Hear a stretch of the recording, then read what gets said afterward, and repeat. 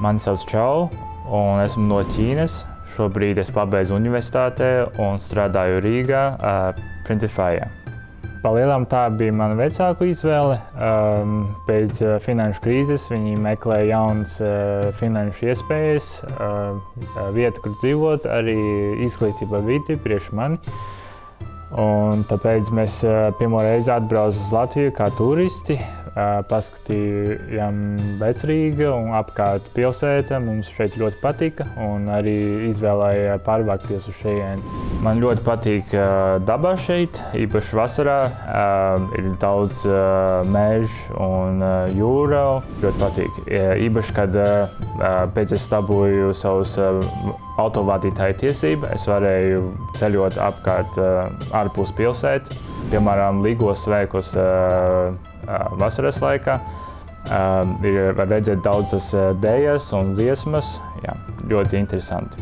Man bija vairāk grūtība sākumā, kad es gāju uz Latvijas pamatskolu un vidusskolu, jo tas nebija ļoti viegli iemācīt to valodu, un arī pārsvaras laikā es nesaprotu, kas notiek skolā, un arī tā skolotāja vai skolā arī nebija baigi daudz pieredze, kā var palīdzēt tādā situācijā. Latvieši man šķiet ir ļoti introverti un piesardzīgi.